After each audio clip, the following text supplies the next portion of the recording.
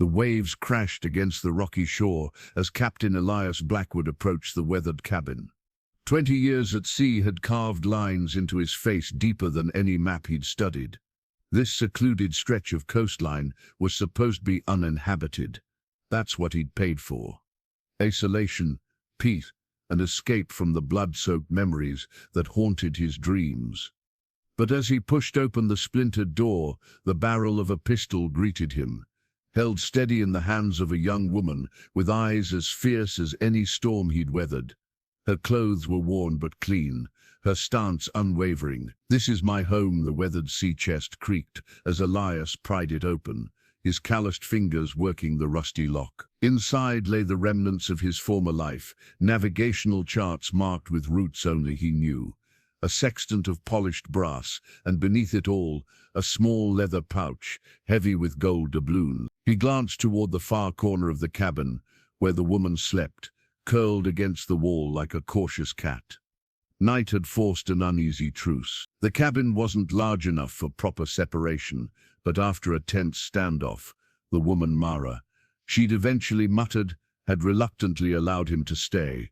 Just for tonight, she'd insisted, keeping the pistol close. Elias rubbed the deep scar that ran from his shoulder to elbow, a souvenir from the Spanish naval officer who'd nearly ended his career. 20 years he'd sailed under the black flag, earning a reputation that made hardened sailors tremble at the mention of Captain Blackwood. The Butcher of Barbados, they'd called him, the ghost of the Windward Passage. But that was before the raid on the Spanish galleon had gone wrong. Before half his crew had been slaughtered and his ship, the Crimson Vengeance, had burned to the waterline. Elias had escaped with his life, a handful of loyal men, and enough plunder to start anew. "You're him, aren't you?" Mara's voice startled him. Her eyes reflected the dim firelight, wary but curious. "The pirate they speak of in the villages." Elias closed the chest. "I was many things. Now I'm just a man who purchased this cabin." "With blood money," she stated flatly. He couldn't deny it. "The past is the past. I sought this place for its solitude." "As did I." She sat up, the pistol still in hand. "I've been here 3 winters. This land provides everything I need, and yet I hold the deed." Elias withdrew the parchment from his coat, signed by the magistrate in Port Royal himself. Mara's expression hardened. "Papers mean nothing here. Only survival matters." Sleep came fitfully for Elias. The hard floor was a poor substitute for even the worst hammock he'd swung in, and the woman's presence kept him alert. His hand never strayed far from his cutlass. Dawn brought no relief to their standoff. Elias watched as Mara moved about her morning routine with practiced efficiency, gathering kindling, stoking the fire, boiling water in a small kettle. She moved as if he weren't there, though he noticed how she kept him always in her peripheral vision. "I won't be leaving," he said finally, breaking the silence. "I paid good coin for this place. Neither will I." Her voice held no uncertainty. "Then we find ourselves at an impasse." Outside, the ocean stretched to the horizon, reminding Elias of all he'd left behind: the freedom of the open water, the authority of command, the men who'd followed him without question. Captain Elias Blackwood had been feared throughout the Caribbean, his name whispered with dread from Tortuga to Nassau. He'd taken ships from every European power, amassed wealth that could last several lifetimes. Yet here he stood, arguing over a simple cabin with a slip of a woman who refused to yield. His leg ached where the musket ball had shattered his knee 5 years past. Another reminder that he was no longer the man he'd been.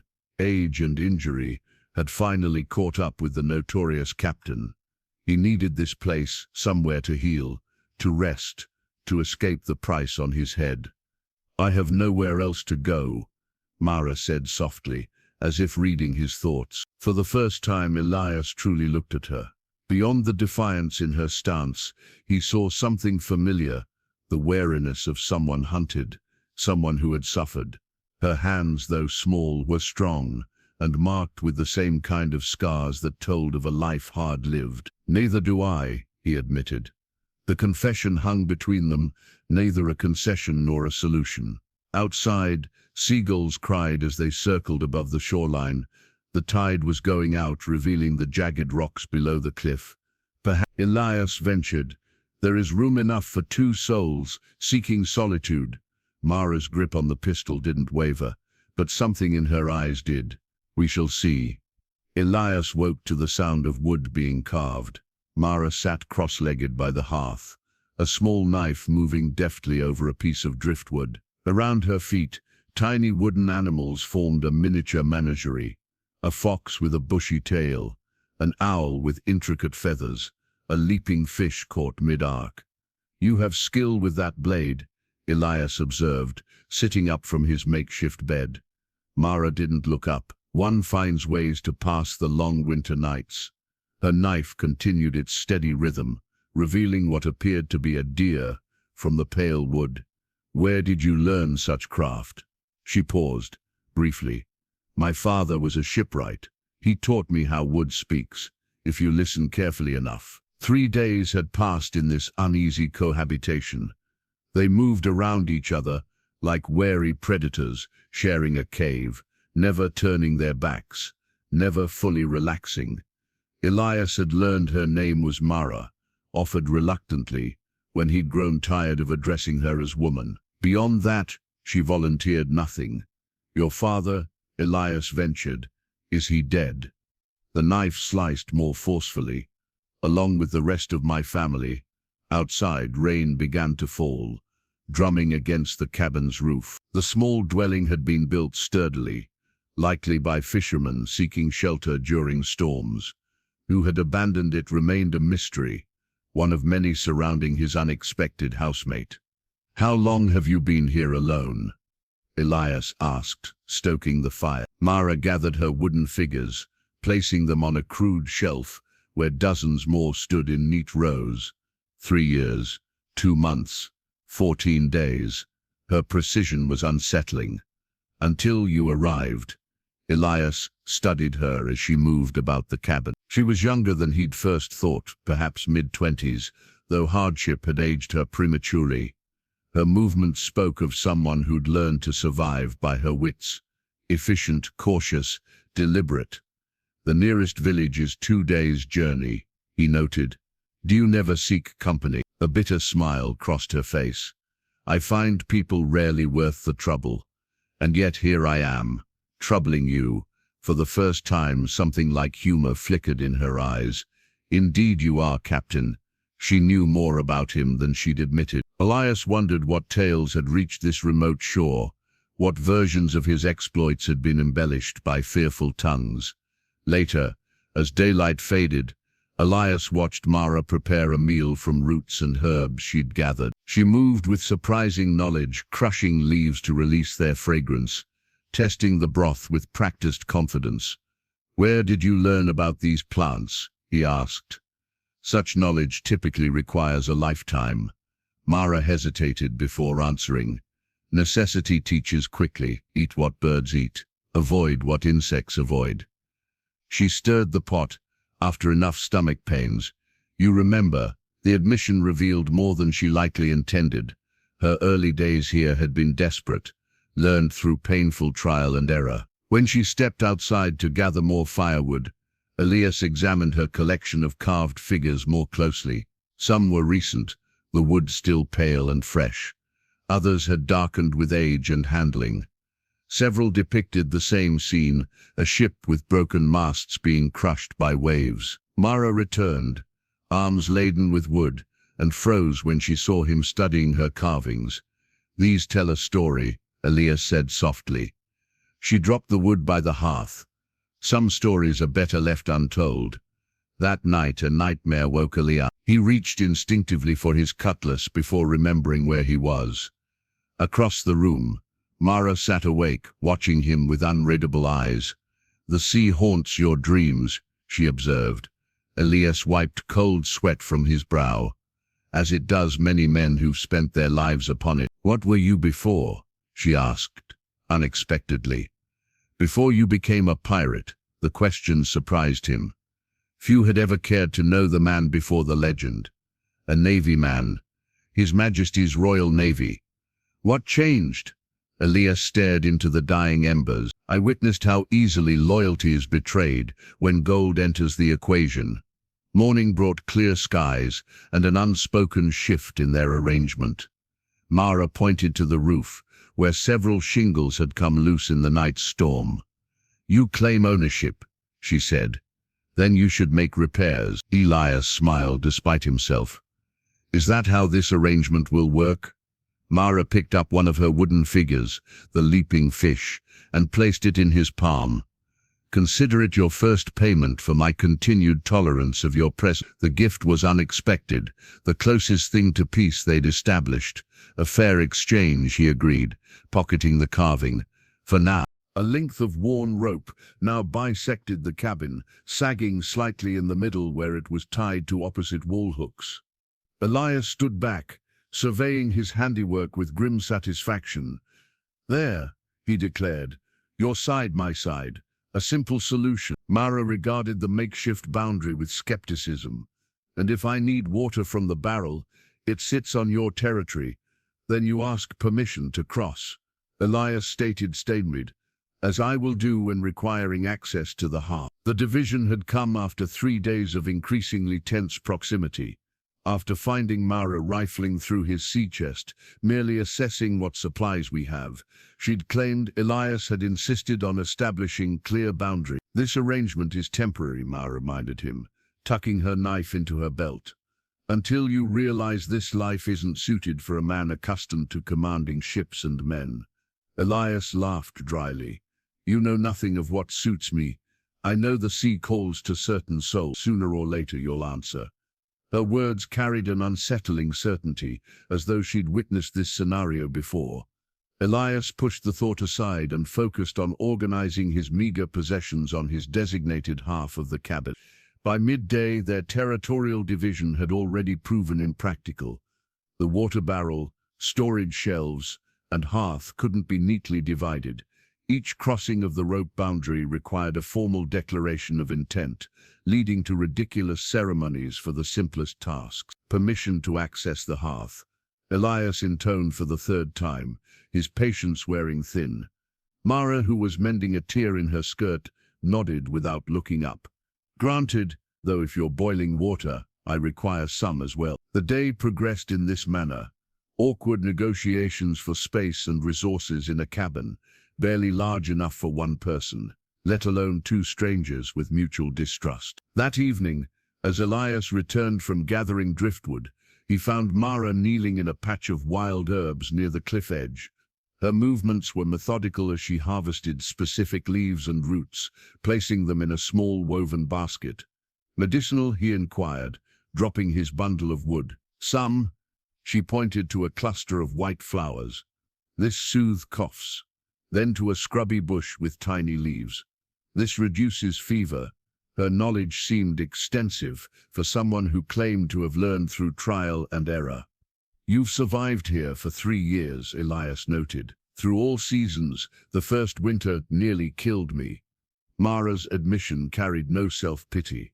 I didn't properly preserve enough food, didn't understand how to insulate the cabin against the northern winds. Yet you learned. Or died. She stood, brushing dirt from her hands. There were no other choices. As they returned to the cabin, Elias considered the woman's resilience.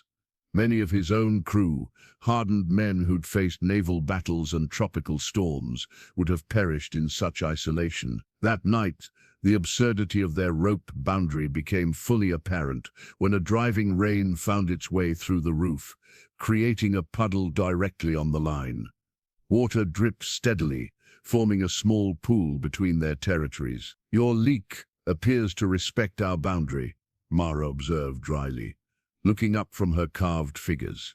Elias couldn't help but chuckle. Perhaps it's Switzerland, claiming neutrality in our ongoing dispute. The reference earned him a curious look. You're educated, uncommon among pirates. I wasn't born a pirate, he reminded her. And you? Your speech suggests schooling. Mara turned away. Another life. In the days that followed, their rigid boundary gradually relaxed. The rope remained, a symbolic reminder of their separate domains, but they crossed with increasing frequency and decreasing formality. Elias discovered that Mara rose before dawn each day, slipping outside to watch the sunrise from the eastern cliff. She collected rainwater in cleverly positioned shells and bark. She spoke to herself sometimes in a language he didn't recognize. Mara, in turn, observed how Elias instinctively tracked the movements of distant ships through his spyglass, how he maintained his weapons with religious devotion, how he sometimes woke shouting orders to a crew no longer present. A week into their cohabitation, Elias returned from fishing to find Mara had moved the rope boundary, expanding his territory slightly to accommodate his growing collection of tools. "I noticed you needed more space for practical matters," she explained, not meeting his eyes.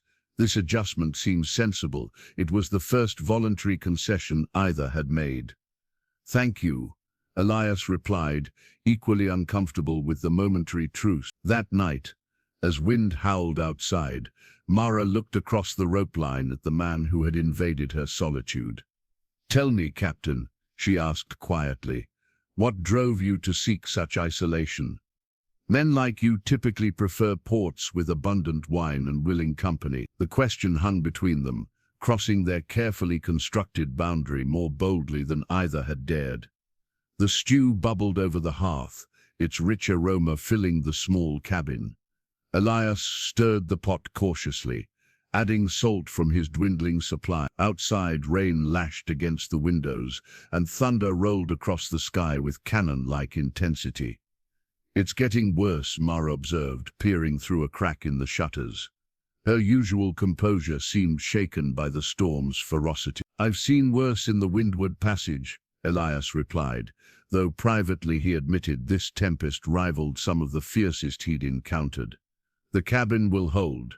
The storm had descended suddenly, forcing both of them inside after a morning of separate activity. Elias had returned with 3 fat rabbits from his snares, while Mara had gathered wild onions and herbs from the forest edge.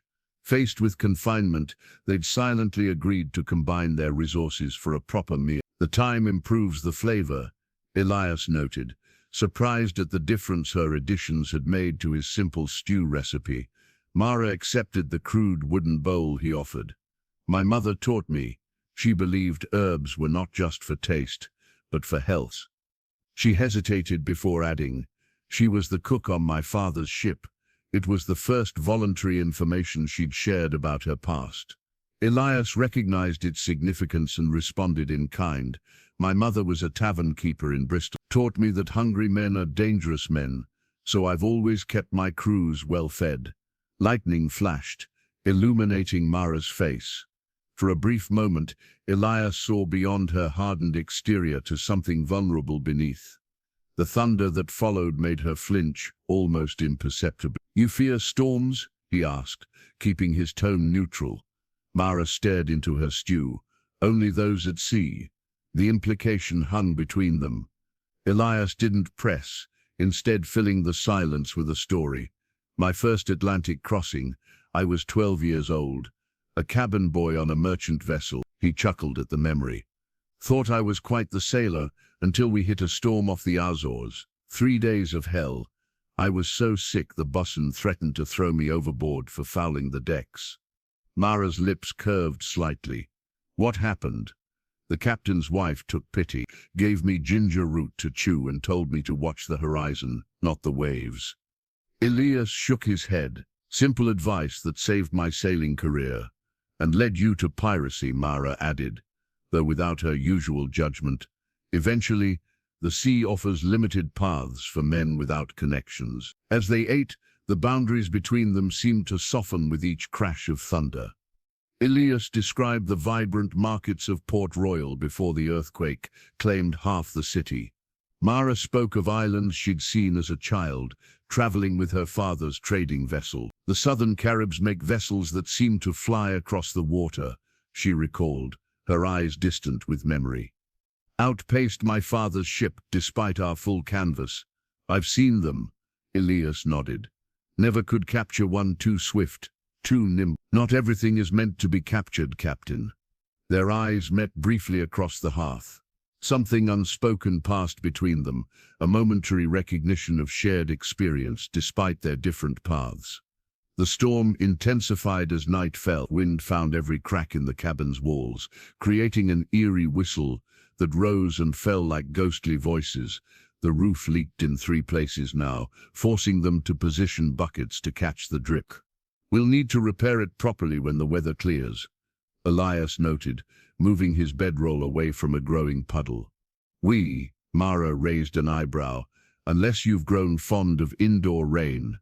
A particularly violent gust rattled the shutters, followed by a tremendous crack. Both leapt to their feet as a branch crashed onto the roof, sending splinters of wood raining down through the ceiling. Instinctively, Elias pulled Mara away as a section of timber fell where she'd been sitting. Their collision sent them both stumbling against the wall, momentarily tangled together before Mara regained her balance and pulled away. "Thank you," she said stiffly, straightening her clothes. Elias nodded, already assessing the damage. "We need to brace that section before more gives way." Working side by side, they fashioned a support from a stout piece of driftwood Elias had collected for firewood.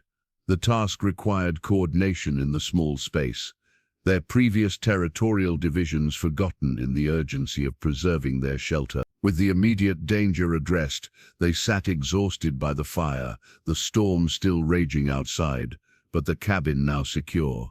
"It seems," Mara said slowly, "that 2 are better than 1 for some tasks." Elias smiled, recognizing the concession for what it was. Indeed, when Mara unexpectedly laughed at his soaked appearance, hair plastered to his head, water dripping from his beard, Elias found himself joining her. The sound of their shared amusement rose above the storm's fury, a different kind of thunder in the small cabin's confines. Morning light glinted off the brass spyglass as Elias adjusted its focus. From his vantage point on the cliff's edge, he commanded a view of the coastline stretching miles in each direction. The habit of surveying his surroundings remained ingrained after years at sea, a captain's vigilance that had kept him alive when others perished. Today that vigilance sent ice through his veins. A sloop was approaching, hugging the shoreline with deliberate care. Even at this distance, Elias recognized the distinctive red stripe along its hull, the mark of the Scarlet Corsair, captained by his former quartermaster Morgan Thorne. "Damnation," he muttered, collapsing the spyglass with a sharp snap. He descended the cliff path with reckless speed, ignoring the protest of his bad knee. Mara was outside the cabin, hanging laundered clothing on a line stretched between trees. "We have visitors," Elias announced, breathing heavily. "Pirates, men who once sailed under my command." Mara's hands stilled. "How long?" "An hour, perhaps less. They're taking the coastal approach. Why would they come here?" Her eyes narrowed with suspicion. "Did you signal them somehow?" "No," Elias said firmly. "They're the last men I'd summon. My quartermaster led a mutiny before I purchased this place. He believes I still possess a map to Spanish treasure. We never recovered. And do you?" Elias met her gaze directly. "Yes, but it's worthless. The treasure was recovered by the Spanish Navy months ago." Mara assessed him with newfound wariness. "These men, they'll recognize you, without question, and they'll show no mercy." She turned toward the cabin, mind clearly racing. "Then we must make you disappear." What followed was a flurry of activity. Mara directed Elias to hide his sea chest and distinctive captain's coat beneath the loose floorboards. She scrubbed the cabin, removing any masculine touches, then pulled out women's clothing from a trunk he'd never seen open. "Put these on," she ordered, thrusting a tattered dress and shawl toward him. "You can't be serious. They look for a feared pirate captain, not an old woman." When he hesitated, she added sharply, "Unless you prefer fighting 15 men alone?" Elias took the garments with reluctance. "How did you know there would be 15? I counted through your spyglass while you were rushing down the cliff." Her preparedness both impressed and unsettled him. With Elias concealed beneath layers of feminine clothing, face partially obscured by the shawl, Mara gave final instructions. "Keep your head down. Speak as little as possible, and when you must, affect a crone's voice. Let me do the talking. She pressed his own knife into his hand. Keep this hidden in the folds of your dress. The approaching voices silenced further conversation. Heavy footsteps and coarse laughter announced the pirate's arrival. Mara positioned Elias by the hearth, handed him a pot to stir, and smoothed her own appearance before opening the door to their unwelcome visitors. "Good day, gentlemen," she called out, her voice taking on a lilt Elias had never heard before. "What brings sailors to this remote shore?" Morgan Thorne stood at the front of the group, a tall man with a scar bisecting his left eyebrow. Elias kept his head bowed, heart pounding as his former quartermaster surveyed the cabin clearing. "We seek a man," Morgan announced. "A Verma captain. Word reached us he purchased property along this coast." Mara laughed, the sound surprisingly melodious. "No men here but you lot. Just myself and mother, isn't that right?" Elias grunted in what he hoped passed for an elderly woman's acknowledgement. "Mind if we look around?" Morgan didn't wait for permission, gesturing for his men to spread out and search the area. "Suit yourselves," Mara shrugged. "Though mother doesn't like strangers disturbing her herbs, she's rather particular." Elias hunched further, stirring the empty pot with deliberate trembling movements as pirates entered the cabin. They rifled carelessly through Mara's belongings, upending baskets and examining shelves. "What's in the pot, old woman?" one pirate asked, leaning uncomfortably close. Elias pitched his voice high and quavering. "Medicine for my bones.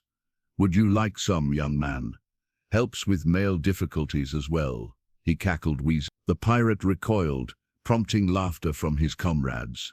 Outside, Morgan questioned Mara. "Seen any ships passing? Any visitors?" "None in a fortnight," she replied easily. "We keep to ourselves here." "And before that?" "A merchant vessel sought fresh water from our stream, Portuguese, I believe." Her fabrication impressed Elias. She wove just enough detail to sound credible, without over-embellishing. After a thorough but ultimately fruitless search, Morgan gathered his men. "If you see a man older, with a limp and a scar down his right arm, there's gold for information on his whereabouts." "Gold is always welcome," Mara smiled. "We'll keep watch." Only when the pirates had disappeared down the coastal path and the sloop's sails vanished on the horizon did Elias shed his disguise with profound relief. "That," he declared, "was the most humiliating experience of my life." Mara's composure finally broke as she dissolved into laughter. The great Captain Blackwood, terror of the Spanish Main, defeated by a dress. Despite himself, Elias joined her mirth. "Your quick thinking saved us both." Her smile faded. "They'll return. Men like that always do." "Yes," Elias agreed grimly. "And next time, we'll need more than disguises." Rain had kept them confined to the cabin for 2 days. Elias used the time to fashion crude defensive implements, sharpened stakes, and caltrops, made from nails salvaged from driftwood. Mara watched his methodical preparations with a knowing eye. "You believe they'll return soon," she observed. "Morgan is not a patient man," Elias replied, testing a stake's point against his thumb. "And he's convinced I have something of value. The map? More than that. He thinks I've already recovered the treasure and hidden it." When Mara left to check her trap lines despite the weather, Elias took the opportunity to search for better hiding places for his weapons. The loose floorboard near the hearth seemed the obvious choice, but when he pried it up, he discovered the space already occupied. A small wooden box lay nestled in the cavity, clearly placed there with care. Conscience warred briefly with curiosity before the latter prevailed. Inside he found a leather-bound journal, its pages water-stained but legible. Elias knew he should replace it unopened. Instead, he settled by the window where light filtered through the rain-streaked glass and began to read.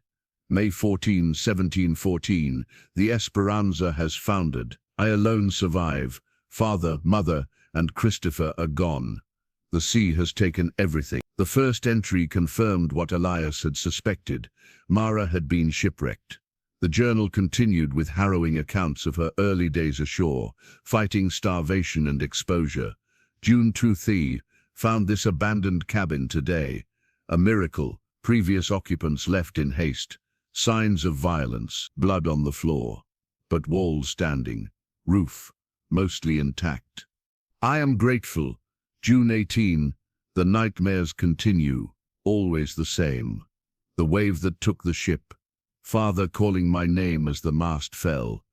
I wake screaming, then remember I am alone. Elias turned pages, following Mara's journey from desperate survivor to self-sufficient recluse. Her detailed observations of plants, weather patterns, and wildlife showed remarkable intelligence and adaptability. August 30, 3 men came today, sailors from a passing ship. I hid in the forest. Their intentions were clear from their talk. They took what little food I had stored, but did not discover my hiding place. I must be more vigilant. The entries explained her wariness, her distrust of strangers, particularly men, but it was a passage from the previous year that made Elias's blood run cold. January 15, 1716, Governor's proclamation posted in the village. The cabin and surrounding land to be auctioned for taxes. The magistrate claims the previous owner died without heirs. But I have lived here 2 years. This is my home. I have rebuilt it with my hands, planted the garden, secured it against winter storms. What right have they to sell what I have claimed by survival? The door creaked open. Elias looked up to find Mara standing in the threshold, soaked from the rain, her eyes fixed on the journal in his hands. You had no right, she said quietly, her voice more wounded than angry. Elias closed the journal. I apologize for the intrusion. Empty words from a man who invades without permission.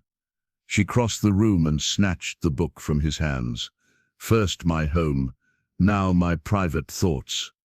This cabin was sold legally, Elias said carefully. I didn't know anyone lived here. Of course you didn't. Bitterness edged her words. Why would the governor's men mention a shipwrecked girl? I'm nothing to them. Just an inconvenience, a squatter on land they could profit from. Elias stood, keeping his distance. You survived a shipwreck. The Esperanza, a Spanish merchant vessel. My father was the captain, though we sailed under Portuguese colors for protection. Her hands trembled slightly as she returned the journal to its box. We were transporting tobacco and sugar from Havana when a storm drove us onto the reefs north of here. And you were the only survivor. I clung to a broken spar for 2 days. Her eyes took on the vacant look of someone revisiting trauma. Washed ashore half dead. Found this place a week later, after scavenging along the coast. Understanding dawned on Elias. So when I arrived, you threatened the only safety I've known since the wreck. She met his gaze directly. This cabin has been my sanctuary. I rebuilt it, strengthened it, made it mine in every way that matters. Yet I hold the deed. A piece of paper signed by men who never set foot here. Men who didn't survive winter storms, or fend off wild animals, or rebuild after lightning struck the roof. Her voice rose with each example. What gives them or you more right to this place than me? The question hung between them, weighted with moral complexity. Elias couldn't easily dismiss. His legal claim suddenly seemed hollow against her 3 years of tenacious survival. I didn't know, he repeated softly. Now you do. Mara replaced the floorboard, concealing her journal once more. The question is, what will you do with that knowledge, Captain? The rain intensified, drumming against the roof they'd recently repaired together. Elias studied the woman before him. No longer a mysterious interloper, but a survivor whose claim to the cabin carried its own legitimacy. I need time to consider, he finally said. Consider quickly, Mara replied. Your former crew may not grant us much time. As if punctuating her words, thunder rolled across the sky, a reminder that forces beyond their control continued to shape their precarious existence on this isolated shore. The tangled fishing nets lay spread across the rocky beach, a maze of knots and torn sections that had rendered them useless. Elias knelt beside them, methodically working through the damage with practiced hands. "These weren't properly treated before storage," he observed as Mara joined him. "The salt water has rotted sections of the cordage." She nodded, settling beside him with a small knife. "I found them washed ashore after a storm last year. Never knew the proper way to maintain them. My first captain would have flogged any man who neglected his nets this way." Elias demonstrated how to splice a broken section. "Livelihood depends on proper maintenance." A week had passed since the discovery of Mara's journal. Neither had spoken directly of it, but something had shifted between them. A fragile understanding built on revealed vulnerabilities. "Like this?" Mara attempted to mimic his technique, her fingers working the coarse rope with growing confidence. "Good. Now secure it with that knot I showed you, the sheet bend." They worked side by side through the morning, repairing the extensive damage. Elias found himself impressed by Mara's quick learning and deft hands. She approached the task with the same fierce concentration she gave to all her survival efforts. "On my ship," Elias said, breaking a comfortable silence, "we had a Portuguese rigger who could repair sails and cordage faster than any man I've known. He claimed his mother was a spider who taught him to weave as a child." Mara smiled slightly. "And you believed him?" "Not the spider part, but watching him work," Elias shrugged. "Made one wonder." By midday they had restored one net to serviceable condition. Elias carried it to the water's edge, demonstrating the proper casting technique. "The weight should distribute evenly as it spreads," he explained, swinging the net in a practiced arc before releasing it over the shallows. The net blossomed like a flower opening, settling into the clear water with a satisfying splash. Mara watched intently. "Let me try." Her first attempts ended with the net tangled or collapsed, but by the fourth try, she achieved a respectable cast. When the net came up with 3 silvery fish trapped in its mesh, her face lit with triumph. "More efficient than my traps," she admitted. "The sea provides for those who understand her moods," Elias replied, helping gather their catch. "Though she can turn cruel without warning," Mara's expression sobered. "That I know well enough." They carried the fish and repaired nets back toward the cabin. Along the way, Mara paused to indicate various plants, naming their properties and uses. "This one stops bleeding," she explained, pointing to a low-growing herb with tiny white flowers. "This one reduces fever, and this," she carefully avoided touching a particular leafy plant, "causes terrible blistering, if touched." "You've become a healer of sorts," Elias observed. "Out of necessity, no physicians in the wilderness." "How did you learn which plants were safe?" "You mentioned trial and error before." Mara hesitated before answering. "After the shipwreck, I was ill from swallowing seawater. A woman from a native village found me on the beach, barely conscious. She took me in, nursed me back to health." Her voice softened with the memory. "She taught me which plants heal and which harm before returning me to my own kind." "Your journal didn't mention her." "Some kindnesses are too sacred for even private pages." Mara glanced at him, "And some experiences too precious to risk having them discovered by prying eyes." Elias accepted the rebuke with a nod. "Fair enough." At the cabin they set about preparing their catch. Elias cleaned the fish with expert efficiency while Mara gathered herbs and kindling for the fire. The domesticity of their actions struck him as strangely comfortable, a far cry from their initial hostile standoff. "Your crew," Mara said suddenly, "the ones who mutinied. What drove them to turn against you?" Elias's hands stilled momentarily. "Greed, fear, the usual corruptions of men's souls." He resumed his work, slicing with more force than necessary. "Our last prize yielded Spanish documents suggesting a treasure fleet's location. I favored caution. The information seemed too convenient, possibly a trap. Morgan wanted to pursue immediately, and he convinced the others. Men are easily swayed by promises of gold. When I refused to change course, Morgan challenged my authority.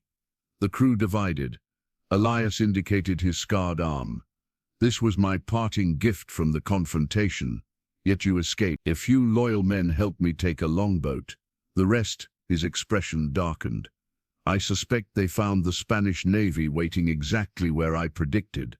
Is that why they hunt you? Revenge for being right? That, and Morgan believes I made a copy of the map. He thinks I've found the treasure myself."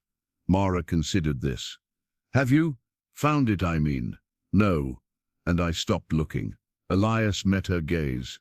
"Some prizes exact too high a cost." As evening fell, they sat together outside the cabin, watching the surf crash against distant rocks. The repaired nets hung drying nearby, tangible evidence of their day's collaboration. "We're outcasts, you and I," Mara observed quietly. "You from your world of ships and men. Me from," she gestured vaguely, "whatever life I might have had. Perhaps that's why we've managed not to kill each other," Elias replied with dry humor. "Outcasts recognize their own kind." For the first time since his arrival, Mara's laughter held no bitterness, just simple, unguarded amusement at a shared understanding. Dawn was breaking as they set out along the coastal path, the first hints of sunlight gilding the eastern horizon. Elias adjusted the empty pack on his shoulders, while Mara secured a knife at her belt, hidden beneath her worn cloak. 2 days there, 1 day for trading, 2 days back. Elias recounted their plan. "We should prepare for delays. I haven't gone to the village in over a year," Mara admitted, her stride purposeful, despite obvious tension. "Not since a group of sailors recognized me as a survivor of the Esperanza. Why would that matter? The ship carried more than just sugar and amber." She kept her eyes on the path ahead. There were rumors of Spanish gold hidden among the cargo. "The authorities questioned me for days when I first reached civilization. And was there gold?" Elias couldn't help asking. "If there was, it lies at the bottom of the sea with my family." The finality in her tone discouraged further inquiry. They traveled in companionable silence for several hours, following the coastline where possible, venturing inland only when steep cliffs made the shore impassable. By midday they stopped to rest in the shade of a rock outcropping. "We're making good time," Elias noted, passing a water skin to Mara. "Your knowledge of these paths is impressive. 3 years of exploration.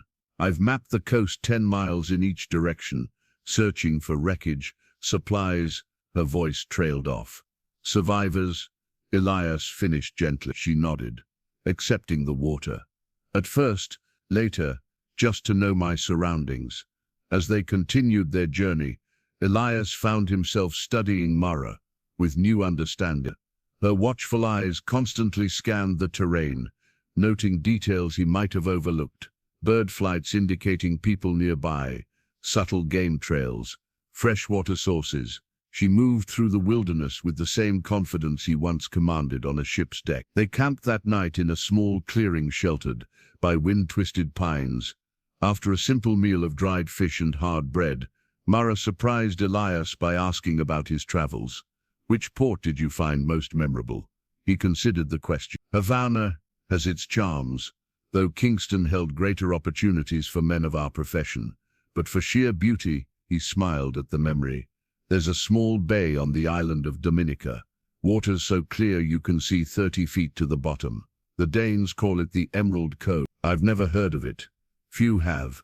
No suitable harbor for large vessels, surrounded by treacherous reefs." His eyes grew distant. "I anchored there once to make repairs after a skirmish with a French merchant ship. Spent 3 weeks in paradise." Mara wrapped her blanket tighter against the evening chill. If it was paradise, why leave? Paradise doesn't provide gold or supplies, and a captain with a restless crew can't linger in beautiful places. Elias stoked the small fire. "The sea always calls you onward. Do you miss it?" she asked. "The freedom of the open water?" "Parts of it," he admitted. "Not the killing, not the constant vigilance against mutiny or capture." He gestured to the night sky above them. "But navigating by those stars? The feeling of a ship responding to the wheel in your hands? Yes, I miss that." The second day brought them within sight of the coastal village, a cluster of wooden buildings surrounding a small natural harbor where fishing boats bobbed at anchor. Mara's steps slowed perceptibly as they approached. "We should agree on our story," she said. "Questions will be asked about a man and woman traveling together." "Husband and wife is simplest," Elias suggested. "No." Mara shook her head firmly. "Father and daughter would draw less attention. You're of an age to have a grown daughter, and it explains any lack of familiarity between us." Elias raised an eyebrow at her practical assessment, but nodded agreement. "Very well, daughter." The village marketplace buzzed with activity. Fishermen hawking their catch, women selling woven goods, a blacksmith hammering at his forge. Elias noted how Mara shrank into herself, keeping close to his side as the press of people closed around them. "Too many," she murmured, her breathing quickening. "Too loud." Elias placed a steadying hand on her shoulder. "Focus on the task. We need salt, ammunition, medical supplies." She nodded gratefully for the direction, visibly gathering her composure. Together they moved through the market, bartering with Elias's gold and Mara's knowledge of fair prices. He couldn't help noticing how she selected items with thoughtful consideration. Needles for him to mend his clothes, a new whetstone for his knives, tea leaves she remembered he'd mentioned favoring. At the general store, the proprietor regarded them with open curiosity. "Haven't seen you folks before." "Passing through. Living up the coast," Elias replied easily. "Wanted to show my daughter a proper market day." The man's eyes lingered on Mara. "She looks familiar somehow." Mara tensed, but Elias smoothly intervened. "Gets that from her mother, God rest her soul." By late afternoon their packs were filled with carefully selected provisions. As they prepared to find lodging for the night, Mara suddenly clutched Elias's arm. "The harbour master," she whispered urgently. "The man in the blue coat. He was one who questioned me after the shipwreck." Elias guided her casually behind a stack of fish barrels. "Will he recognize you?" "Possibly." He was most persistent in his interrogation. Without hesitation, Elias removed his coat and wrapped it around her shoulders, tucking her distinctive hair beneath its collar. "Keep your head down. I'll create a distraction if needed." The protective gesture wasn't lost on Mara. As they made their way toward the edge of the village, she glanced at him with newfound appreciation. "You didn't have to help me. We're in this together now," Elias replied simply. "Outcasts, remember." The horizon darkened ominously as Elias and Mara crested the final hill overlooking their cabin. What had begun as distant clouds that morning had swollen into a massive wall of thunderheads, advancing rapidly from the sea. "We need to hurry," Elias urged, increasing his pace despite the heavy pack digging into his shoulders. "That's no ordinary squall." Mara studied the clouds with knowing eyes. "Hurricane. Early for the season, but the signs are clear." They reached the cabin with barely an hour of daylight remaining.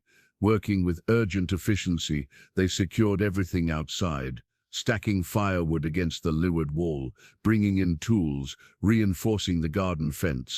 The wind strengthened steadily, bending the coastal pines and sending the first spatters of rain against the windows. "The roof won't hold," Mara observed, eyeing the patched section from their previous repair. "Not against this," Elias nodded grimly. "We need to reinforce from inside." They transformed their small home into a fortress against the elements. Elias lashed support beams across the ceiling joints, while Mara gathered their most essential supplies, water, food, medical materials, into a protected corner. Outside, the world grew dark prematurely as the storm swallowed the remaining daylight. "I've ridden out storms at sea," Elias said, hammering a final support into place. "But there you can run before the wind. Here we stand our ground." The first serious leak appeared shortly after nightfall, a steady drip through the ceiling near the hearth. Mara positioned a bucket beneath it, but within an hour, 3 more leaks had developed. Rain driven sideways by the howling wind forced its way through seams in the walls, creating puddles on the floor. "Like trying to plug holes in a sinking ship," Elias muttered, pressing rags into a widening crack. A tremendous crash outside sent them both to the window. In the brief illumination of lightning, they saw one of the larger pines had toppled, missing the cabin by mere yards. "That was close," Mara breathed. "Too close." Elias peered through the driving rain. If one of those hits us directly, the wind rose to a shriek, cutting off his words. The cabin shuddered under the assault, timbers groaning in protest. A section of roof suddenly gave way, with a splintering crack, sending water cascading into the center of the room. The table, Elias shouted over the storm's roar. Together they upended the heavy oak table, positioning it beneath the breach. Rainwater drummed against the makeshift shield while they frantically gathered materials to repair the damage. Working side by side in the flickering light of their storm lantern, they fashioned a patch from spare boards and canvas. Elias hoisted Mara onto his shoulders, steadying her as she nailed the patch into place. "It won't hold forever," she warned, hammering the final nail, "but it might get us through the night." No sooner had her feet touched the floor than a second larger section began to splinter. Water poured through in instant, quickly overwhelming their bucket defenses. The cabin floor became a shallow lake, soaking their boots and threatening to ruin their carefully stored provisions. "We need to divert it," Elias shouted, already moving to cut a channel in the packed earth floor. Mara joined him, using a cooking pot to scrape a pathway toward the door. They worked feverishly, muscles straining, as the storm's fury reached its peak around them. A massive gust caught the partially opened door, wrenching it from its hinges. Rain and debris whipped inside as Elias fought to retrieve the door, eventually wedging it back into place and bracing it with their remaining firewood. Throughout the endless night, they battled the storm's relentless invasion, plugging leaks, reinforcing patches, bailing water. When a support beam threatened to give way, they shored it up with Elias's sea chest. When wind tore shutters from a window, Mara sacrificed her trunk to block the opening. During a brief lull, they collapsed against the wall, exhausted and soaked to the skin. Elias passed Mara the water skin, their fingers brushing in the exchange. "In all my years at sea," he admitted, "I've never fought so hard against the elements." "Nor I," Mara replied, pushing wet hair from her face. "But the cabin still stands, thanks to your knowledge of its weaknesses and your strength to address them." The simple acknowledgement of their complementary skills hung between them, an admission neither would have made weeks earlier. As dawn finally broke, the storm's fury gradually subsided. They opened the battered door to survey the devastation. Fallen trees littered the clearing. Their garden lay flattened, the fence splintered beyond repair. The path to the beach had vanished beneath mud and debris. But the cliff still stood. The ocean still met the shore, and somehow their patched and battered cabin had survived. "It will take weeks to repair everything," Mara sighed, utting in the scope of the damage. Elias surprised her by laughing, a deep, genuine sound that seemed to chase away the storm's lingering gloom. "Look at us," he gestured to their sodden, mud-streaked appearances. "A feared pirate captain and a shipwreck survivor, brought to our knees by a leaky roof." Mara's tired face broke into a smile, then dissolved into unexpected laughter that matched his own. They stood in the doorway of their damaged home, sharing a moment of absurd joy at having weathered the tempest together. "The roof," she eventually managed, pointing to a section hanging precariously above them. "Best fix that first," Elias agreed, already calculating the repairs needed, "before the next storm finds us." "Together?" Mara asked, the question carrying more meaning than the simple words suggested.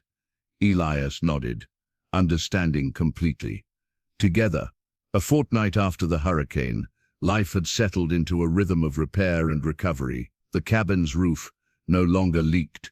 The garden had been replanted with salvaged seedlings, and a new fence stood against foraging animals. Elias and Mara worked with the efficient partnership of those who had weathered literal storms together. This particular morning found them on the beach, salvaging debris washed ashore by the receding tides. The hurricane had churned up the seabed, delivering a bounty of driftwood, rope fragments, and occasionally useful items from unfortunate vessels caught in the tempest. "Elias," Mara called from the water's edge, "come look at this." He hied his way across the wet sand to where she stood examining something in her hands, a glass bottle, its cork still intact, with what appeared to be paper inside. "A message?" he asked, taking the bottle from her. "It seems so. The seal is tight." Elias broke the bottle carefully against a rock, preserving the rolled drachma within. He unfolded it gently, mindful of the water damage along its edges. The handwriting was cramped, but legible, the ink only slightly blurred by moisture. "To whoever finds this," he read aloud. "The HMS Resolute searches the coastline for the pirate Blackwood. 5 ships patrol between Santo Domingo and the Florida territories. A substantial reward awaits information leading to his capture. Captain Morgan Thorne assists in this hunt, having provided details of Blackwood's appearance and likely hideaways." Mara's eyes widened. "Morgan works with the Navy now."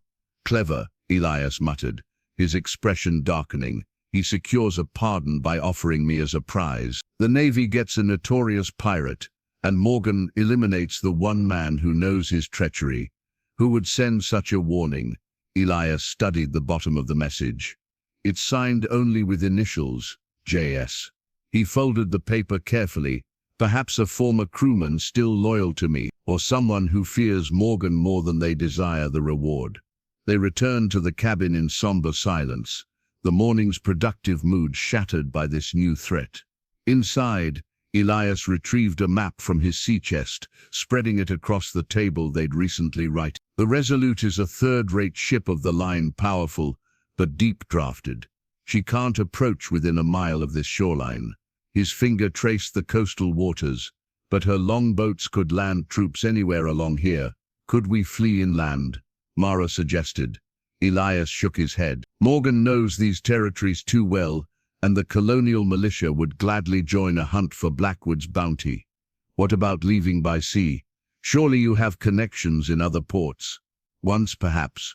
But those who harbor pirates face the noose themselves. Few would risk it, especially with the Navy actively searching." Mara paced the small confines of the cabin, her practical mind working through options. "What if we made them believe you've already left? Create evidence of your departure?" "Possible," Elias considered, "but Morgan won't be easily fooled. He'd want proof. Then we fight." Mara's voice held surprising conviction. "This is our home. We defend it." Elias studied her with newfound appreciation. "Our home?" A flush colored her cheeks, but she didn't retract the statement. "I've rebuilt this place twice now. I won't abandon it to men like Morgan. 2 against a Navy landing party are poor odds," Elias warned. "We have advantages they don't." Mara pointed out the window toward the dense forest and rocky cliffs. "We know this land, every path, every hiding place. There'll be strangers in hostile territory." Elias considered her words. In truth, flight had never appealed to him, even in his darkest days after the mutiny. Captain Blackwood had never run from a fight, but now the stakes included more than his own life. "If they come," he said carefully, "it won't be just to capture me. Anyone found with me will be considered an accomplice." "I'm already a fugitive of sorts," Mara replied. "The authorities still have questions about the Esperanza's cargo that I will not answer." Something in her tone caught Elias's attention. "You know more about that ship's secrets than you've admitted, as you know more about the treasure Morgan seeks than you've shared." Her gaze was level, unflinching. "We all keep certain truths buried, Captain." For a moment they regarded each other with the awareness of their early days together. Then Elias nodded slowly, accepting the boundaries of their respective secrets. "Very well. If we're to defend this place, we need more than just knowledge of the terrain. We need weapons, traps, escape routes." Mara moved to a loose floorboard, one Elias hadn't discovered during his earlier search. From beneath it she withdrew a pistol that matched the one she'd first greeted him with. "I have 2 guns, limited powder and shot," she said, "and you have your cutlass and knives. Not enough against muskets and barreens." Elias ran a hand through his graying beard. "But I know ways to even those odds. Techniques learned from native tribes in the islands, traps that can disable without revealing the trapper's position." "Show me," Mara insisted. It would make you complicit in whatever happens, he warned. I became complicit the moment I decided not to shoot you on our first meeting. A hint of her dry humor returned, though there were moments I regretted that choice. Despite the gravity of their situation, Eos found himself smiling, as did I. They spent the remainder of the day planning mapping approaches to the cabin, identifying choke points where defenders might have advantage, cataloging materials available for fortification. As dusk fell, they stood together on the cliff overlooking the sea, watching for sails on the horizon. They'll come eventually, Elias said. Men like Morgan don't surrender their vendettas. Then we'll be ready, Mara replied. Her hand found his in the gathering darkness, a simple touch that conveyed more than words could express. Against all reason, against all odds, they had formed an alliance neither could have imagined. The pirate and the survivor, preparing to make their stand together. The rhythmic pounding of rain on the newly repaired roof had lulled them into a peaceful evening routine. Elias whittled a piece of driftwood into what was becoming a crude chess piece, while Mara sorted dried herbs by lamplight. Their vigilance hadn't wavered in the weeks since finding the message in the bottle, but no sails had appeared on their horizon. The desperate pounding on their door shattered the tranquility. Elias was on his feet instantly, cutlass in hand. Mara doused the lamp with practiced efficiency, plunging the cabin into darkness save for the dim glow of embers in the hearth. They moved to their predetermined positions, Elias beside the door, Mara covering the window with her pistol. "Who goes there?" Elias sailed, his voice carrying the authority of a ship's captain. "Help me," came a gasping reply. "For God's sake, I'm wounded." Elias and Mara exchanged glances in the darkness. It could be a trick, a ploy to gain entry. They had discussed this possibility in their defensive planning. "Move away from the door," Elias commanded. 10 paces back. A moan answered him, followed by the sound of shuffling footsteps. Elias nodded to Mara, who trained her pistol on the doorway as he carefully unbarred it, cutlass ready. On the threshold lay a man collapsed face down in the mud, rain pounding his motionless form. Red darkened his shirt along the left side. Around his neck hung a strange medallion that caught the faint light from within. An ornate silver disc engraved with what appeared to be a compass rose. "Bring him in," Mara decided, lowering her weapon, "but bind his hands." Together they dragged the unconscious stranger inside. He was younger than Elias, perhaps 35, with the weathered complexion of a seaman and a neatly trimmed beard. While Mara secured his wrists with rope, Elias examined the wound, a deep gash along his ribs that looked like a knife wound. "He's lost blood, but it's not fatal," Elias assessed. "The blade missed anything vital." "Who is he?" Mara searched the man's sodden clothing, finding only a small knife, a waterproof pouch of tinder, and a few coins. No identification, no uniform. Elias held up the medallion for closer inspection. The compass rose design incorporated unusual symbols around its perimeter. "This is unusual Spanish craftsmanship, but these markings aren't Spanish." Mara leaned closer, her breath catching. "I've seen this before." "Where?" She hesitated. "My father had one similar. It was a recognition symbol among certain captains." Before Elias could press further, the stranger groaned, his eyelids fluttering. Mara quickly pressed a knife to his throat, while Elias moved into his line of vision. "Easy now," Elias warned. "You're at our mercy, so choose your next words carefully." The man's eyes widened in recognition. "Captain Blackwood?" His accent carried traces of Ireland. "They said you might be along this coast, but I scarcely believed." "Who said?" Elias demanded. "And who are you?" "James Sullivan, formerly first mate of the Merry Fortune out of Nassau." He winced as he shifted position. "Though that ship now lies at the bottom of the sea, courtesy of HMS Resolute." "The Navy vessel hunting Blackwood," Mara noted, her knife still steady. Sullivan nodded weakly. "They're sweeping the coast systematically. 3 men from my crew and I escaped in a jolly boat when our ship was taken. We made land 2 days north of here, but we were pursued." His voice faltered. The others didn't survive the encounter. And the knife wound? Elias pressed. Naval officer. I managed to slip away in the confusion. Sullivan's eyes moved between them. I've been following the coastline south, hoping to find passage to Havana. Quite a coincidence that you stumbled upon this particular cabin, Elias observed, suspicion evident in his tone. No coincidence, Sullivan admitted. Rumors in Nassau spoke of Blackwood purchasing property in this region. I took a chance you might be here, and might remember the debt you owe Lucas Sullivan. Lucas? Elias frowned. Your father was Lucas Sullivan, the gunner on the Royal Swift? The sayings chose. He spoke often of how you saved his life when the powder magazine exploded. Elias remembered the incident well. A naval engagement years ago when he'd still sailed under the King's colours. He'd pulled the badly burned gunner from the flames at considerable risk to himself. Lucas died 3 winters past, Sullivan continued, but he made me swear if I ever encountered Captain Blackwood, I was to repay his debt. Mara glanced at Elias. Do you believe him? Elias studied the man thoughtfully. Lucas Sullivan did have a son, and the medallion. He turned to Sullivan. That's no common trinket. What do you know of it? Only that my father guarded it closely, said it was more valuable than gold to the right people. Sullivan's eyes lingered on Mara, though I see the lady recognizes it as well. Mara's expression remained carefully neutral. Let's tend your wound before you bleed on our floor.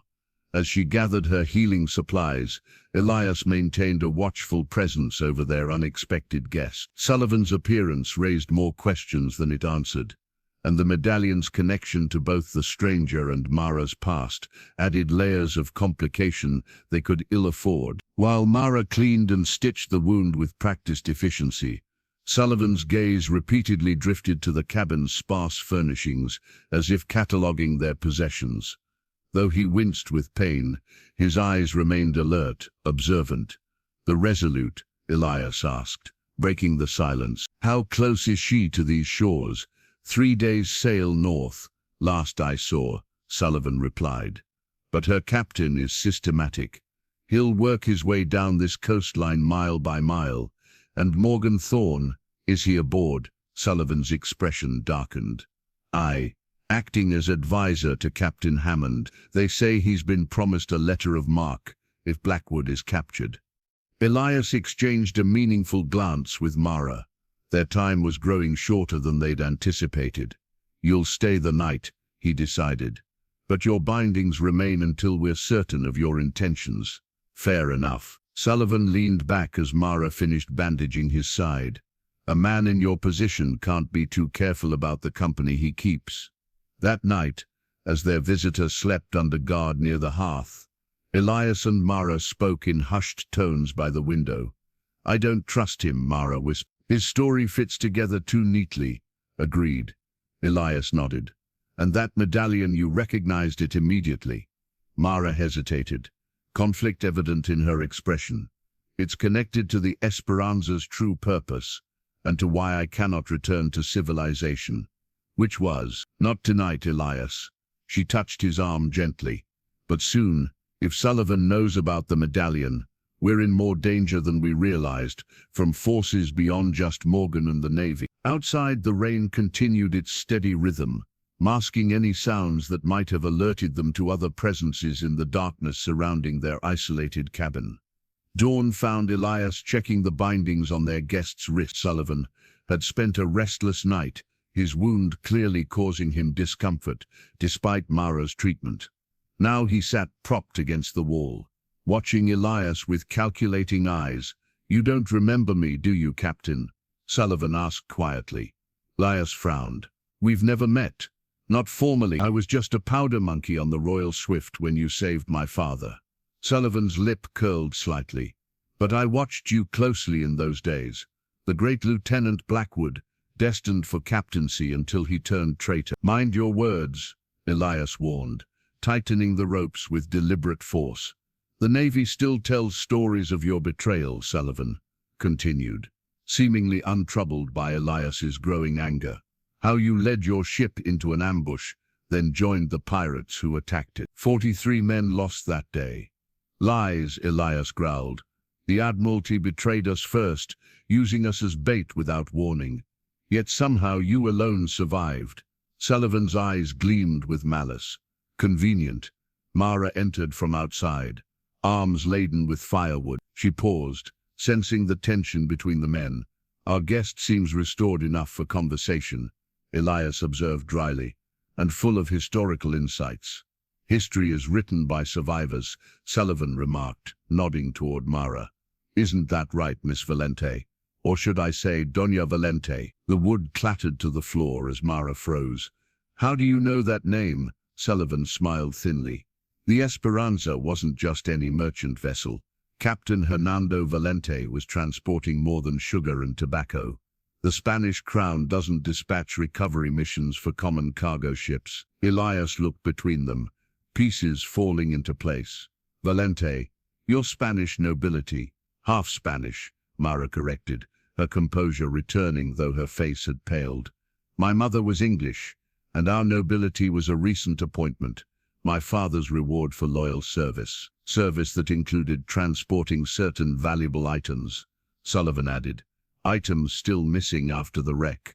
Enough, Mara snapped. She turned to Elias. We should check the perimeter. I thought I heard movement in the trees earlier. Outside, Elias followed Mara to the edge of the clearing, out of Sullivan's earshot. You never mentioned your father was Spanish nobility. It hardly seemed relevant to our arrangement. Her arms crossed defensively. Does it matter? It might when the Spanish crown is apparently still interested in your shipwreck. Elias studied her carefully. What was on that ship, Mara? She hesitated, conflict evident in her expression. Documents, charts, and certain artifacts recovered from a Mayan temple. Her voice lowered, including medallions like the one Sullivan wears. And these are valuable. Beyond gold, they're said to mark the location of a temple filled with treasures that would fund a kingdom for generations. She sighed. My father was tasked with bringing them to Spain for proper interpretation. The storm intervened. So you're not just hiding from pirates and authorities, Elias realized. You're hiding these artifacts. I managed to salvage one medallion and some of the charts. Enough to be dangerous. Her eyes met his directly. Now you understand why I cannot leave this place, why I fought so hard to keep it. Before Elias could respond, a flicker of movement in the trees caught his attention. He pushed Mara behind him instinctively, hand moving to his cutlass. We're being watched, he whispered. They retreated to the cabin with deliberate casualness, alert to any further signs of intruders. Inside, they found Sullivan straining against his bindings, attempting to reach something beneath the crude pallet he'd slept on. Elias crossed the room in 2 strides, seizing the partially concealed object, a folded parchment that had been hidden beneath the bedding. He opened it to reveal a detailed map of the coastline, with their cabin's location clearly marked. Annotations in the margin indicated patrol routes and landing sites. You treacherous dog, Elias growled, hauling Sullivan up by his shirt front. You led them here. The wound was real enough, Sullivan gasped, wincing as his injury pulled. But yes, I volunteered to confirm your location. The Resolute is less than a day's sail south, not north as I claimed. Mara checked the window, keeping low. Movement at the forest edge. At least 3 men. Advanced scouts, Sullivan confirmed, dropping all pretense. The main force won't land until nightfall, but these men were sent to verify my signal. He nodded toward the hearth. I was to light a specific pattern of fires once I confirmed your identities. Elias's mind raced through their options. The cabin was partially prepared for defense, but they'd expected more warning. How many in the landing party? 20 Marines plus Morgan and several officers. Sullivan's smile held genuine pleasure at their predicament. The Navy wants Blackwood, Morgan wants revenge, and the Spanish want whatever Doña Valente salvaged from the Esperanza. And what do you want? Mara demanded. The reward for Blackwood would set me up handsomely, but the Spanish will pay far more for the medallion and charts. His eyes gleamed with avarice. I recognized your name from the inquiries that have circulated in every port for 3 years. A sound outside, the crack of a branch underfoot, spurred them to action. Elias gagged Sullivan quickly while Mara gathered essential supplies into a small pack. "We need to leave now," she whispered. "Use the escape route we prepared." Elias nodded, retrieving his weapons and the small pouch of gold coins from his sea chest.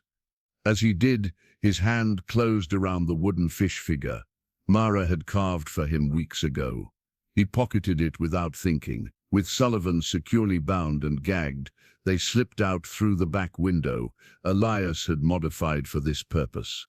As they moved silently into the cover of the forest, Mara glanced back at the cabin that had been her sanctuary for 3 years. "It was home," she said softly. Elias took her hand. "And we'll defend it, but from a position of our choosing, not theirs." They disappeared into the dense undergrowth moments before the scouts emerged from the trees on the opposite side, approaching the silent cabin with weapons drawn. The hidden cave nestled into the cliff face had been Mara's discovery during her years of coastal exploration. High tide concealed its entrance, while low tide provided access through a narrow channel between jagged rocks. Inside, the space widened into a chamber large enough to stand in, with a natural chimney that vented smoke without revealing their position. "They'll assume we fled inland," Elias observed, fashioning a crude spear from a sturdy branch and one of his knives. Around them lay an assortment of improvised weapons, sharpened sticks, hardened in the small fire, heavy stones wrapped with rope to create makeshift hammers, fishhooks attached to slender branches for painful traps. "Sullivan will tell them otherwise once they remove his gag," Mara replied, working methodically to create caltrops from nails salvaged from their cabin. "Perhaps, but he doesn't know about this cave." Elias tested the spear's balance. "And Morgan will expect me to run, not stand and fight. It gives us a small advantage." They had spent the day observing the cabin from concealed positions in the surrounding forest. By mid-afternoon, 8 naval marines occupied the clearing, with Sullivan now unbound conferring with their leader. Morgan had not yet appeared, suggesting the main force remained on the Resolute awaiting his signal. As dusk approached, they returned to the cave to finalize their preparations. Mara spread a crude map she'd drawn in the dirt. "The landing will likely happen here." She indicated a sheltered cove south of their position. "It's the only safe approach for boats." Elias nodded. "We should charge the majority of our traps along these paths." His finger traced the likely routes from the cove to the cabin. "And position ourselves here, on the ridge, overlooking the final approach. With only 2 of us, we can't hope to defeat them directly," Mara cautioned. "No, but we can divide them, confuse them, and pick off enough to discourage pursuit." Elias's expression was grim. "I've fought the King's Marines before. They're disciplined in formation, but less effective when separated in unfamiliar terrain. And Morgan, he'll stay protected in the middle of their formation. We'll need to draw him out." As Mara added the finishing touches to a bundle of thorn-lined snares, she studied Elias thoughtfully. "You've changed since arriving here." "How so?" "The man who first appeared at my door would have sailed away at the first sign of danger, preserved himself at all costs." Elias considered this assessment. Perhaps that man was already changing before he found your cabin. He met her gaze directly. "What about you? The woman who greeted me with a pistol would never have risked her sanctuary for a pirate's battles." A small smile touched her lips. "It seems we've been poor influences on each other, or perhaps the opposite." Elias tested the edge of his cutlass with his thumb. "There comes a point when running no longer serves, when you must make your stand." They worked in companionable silence as darkness fell, preparing for the night ahead. Elias showed Mara how to move silently through undergrowth, how to strike quickly and retreat before retaliation. She taught him which local plants could be crushed to create disorienting smoke, which roots would cause painful rashes if touched. "Your father would be proud of how you've survived," Elias remarked, as they sorted their makeshift arsenal. Mara paused. the comment clearly affecting her. He was a good man, strict but fair, much like you in some ways. A comparison I don't deserve. I've been many things, but good was rarely among them. Yet you saved Lucas Sullivan at risk to yourself. You've shown honor in our time together. She secured a knife at her belt. People are seldom as simple as their reputations suggest. Morgan would disagree. To him, I'm the captain who denied him fortune and glory. And what does he seek now, truly? Elias considered the question. Validation. Proof that his judgment was superior to mine. The treasure was never the true prize for men like Morgan. It's the victory itself. Then we must ensure he finds neither. Mara's determination was evident in the set of her jaw. As moonlight silvered the water visible from the cave entrance, Elias found himself studying his unexpected ally. In the weeks since his arrival, the hostile stranger had become something he'd never anticipated, a partner he trusted with his life. More than that, someone whose safety now concerned him more than his own. If things go poorly, he began carefully, there's a fisherman in the village. Rodrigo, who owes me a debt. He would provide passage to Hispaniola, no questions asked. Mara understood the implication immediately. I won't leave you behind. You may have no choice. The Spanish authorities want what you salvaged, but they would likely spare your life, given your father's position. For me, capture means the gallows. Then we simply must not be captured. She handed him a bundle of cult. We should begin placing these while we still have darkness to cover our movements. Before departing, Elias removed a weathered leather pouch from inside his shirt. Take this. It contains enough gold to secure passage wherever you might need to go. I told you humor an old pirate's caution, he interrupted gently. In our profession, contingency plans often meant the difference between life and death. Mara accepted the pouch reluctantly, tucking it into her own clothing. In return, she pressed something into his palm, one of her carved wooden figures, this one shaped like a hawk in flight. For luck, she said simply.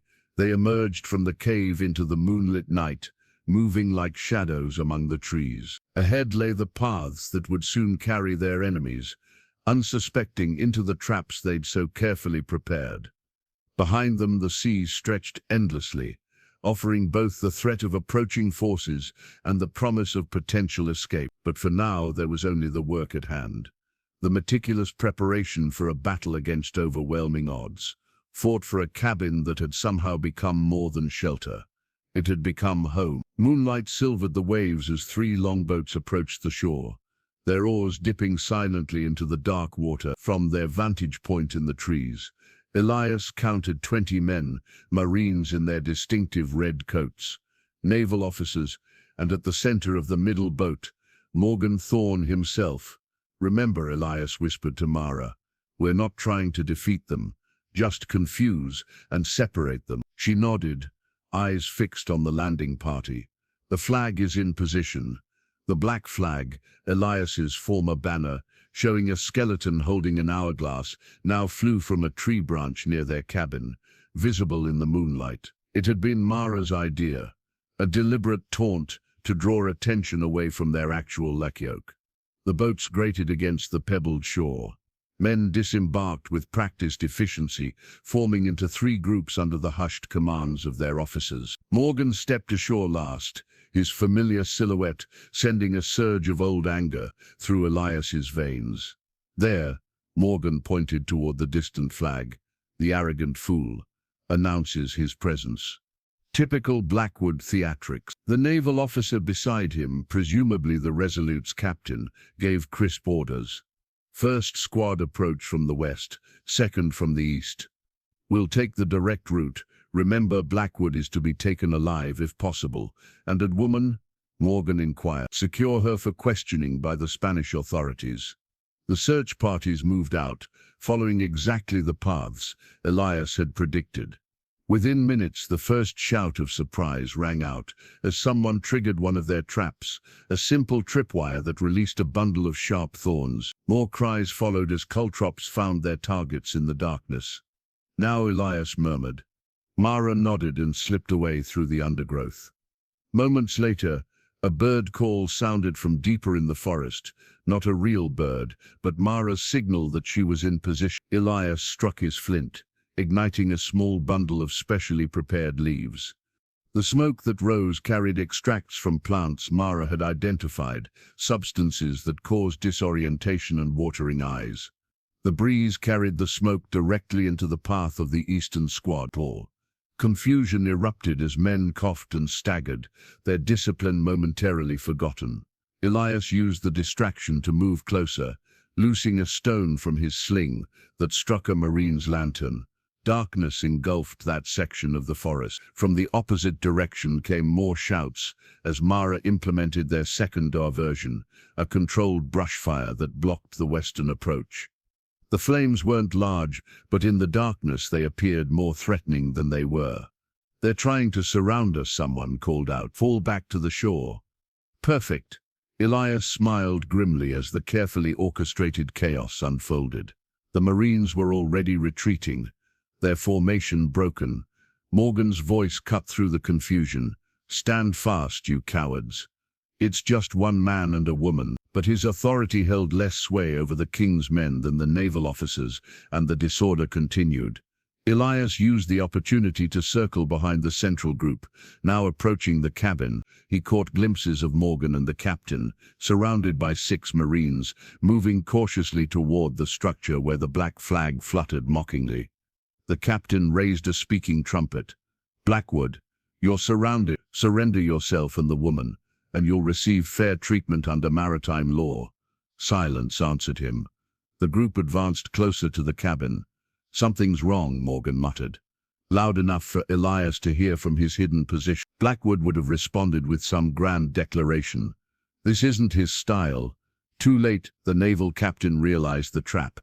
"It's a diversion." Back to the rest of his warning was drowned by a tremendous crash as the deadfall Mara had prepared came down across the path behind them, cutting off their retreat to the shore. Simultaneously, Elias triggered the second deadfall, blocking the path ahead. Chaos erupted. Marines fired blindly into the darkness while officers shouted contradictory orders. Elias used the confusion to pick off 2 men with well-aimed stones to the head, dropping them unconscious but alive. A bird call signaled Mara's success on her side. The Western Squad was now fully separated from the main force. The Eastern Squad, still disoriented from the smoke, had retreated all the way back to the beach. Morgan's voice rose above the pandemonium. "The cabin. Get to the cabin and secure it." The remaining Marines and officers rushed toward the structure, exactly as Elias had anticipated. He slipped through the underbrush to where Mara waited at their rendezvous point. "They've taken the bait," he confirmed. "Time for the next phase." Together they circled to the position overlooking the cabin. Below, the naval party had surrounded the small building. 2 Marines kicked in the door, while others secured the perimeter. "Empty," came the report from inside. Morgan stormed into the cabin, his frustration frightened even from a distance. "Search everything. There must be some indication of where they've gone." The moment the entire party was inside, or directly surrounding the cabin, Elias gave the signal. Mara loosed a flaming arrow that arced gracefully through the night air, landing with precision on the cabin's roof, where they had earlier placed oil-soaked rags. Flames spread with alarming speed. The black flag caught fire.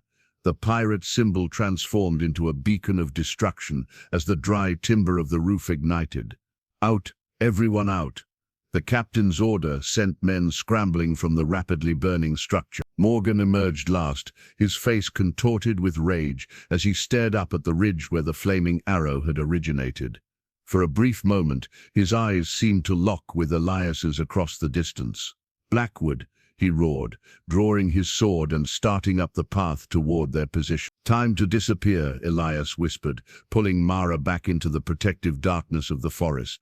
Behind them, their cabin, her home of 3 years, his refuge of recent months, became a pyre lighting the night sky, drawing the attention of the scattered search parties and providing cover for their strategic retreat. "I'm sorry about your home," Elias said, as they moved swiftly through the trees.